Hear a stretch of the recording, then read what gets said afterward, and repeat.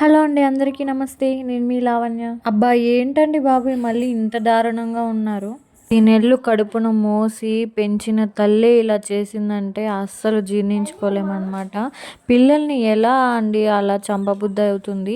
ఈ విషయం ఏ దాని గురించి అని అనుకుంటున్నారా? ఈరోజైతే పొద్దున్నే న్యూస్ అంటే ఓపెన్ చేశానండి. ఆ విషయం వినగానే నాకైతే చాలా ఆశ్చర్యం వేసింది. సొంత తల్లి ఎవరైనా బిడ్డల్ని చంపుకుంటుందా చెప్పండి?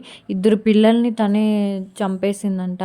అయ్యో, ఇంకా ఎన్ని చూడాల్సి వస్తుందో అని చాలా భయంగా ఉంది, బాధగా ఉంది. ఇలాంటి వాళ్ళని ఏమనాలో కూడా అర్థం అవ్వడం లేదు. మనం పిల్లలు ఏదైనా తప్పు చేస్తే కూడా కొట్టాలంటే కూడా చాలా ఆలోచిస్తాం. అంత తల్లి దగ్గరే సురక్షిత లేదు, ఇంకా బయట వాళ్ళు ఎలా సురక్షితంగా చూస్తారు చెప్పండి? ఇలాంటి వాళ్ళు ఉన్నంత వరకు అలాంటి తల్లిని అయితే అస్సలు వదిలిపెట్ట. యూట్యూబ్ ఓపెన్ చేస్తే చాలు ఇలాంటి వీడియోసే, ఇలాంటి క్రూరమైన ఒక మనస్తత్వం ఉన్న వాళ్ళ గురించే వస్తాయి అన్నమాట. అస్సలు చాలా బాధగా అనిపిస్తుంది. ఇది ఒక అవేర్నెస్గా ఉంటుందన్నమాట. ఎందుకు ఇలా చేస్తారో కూడా అర్థం కాదు. ఆ చిన్న పసిపిల్లలకి ఏం తెలుస్తుందండి? అసలు వాళ్ళని చంపాల్సిన అవసరం ఏముంటుంది? అంత అంత కోపమే ఉంటే వాళ్ళని చంపాల్సిన అవసరం ఏముంటుంది? ఇలా కూడా తల్లి ఆలోచిస్తుందని మొట్టమొదటిసారిగా నేను ఇప్పుడే చూస్తున్నాను అనమాట.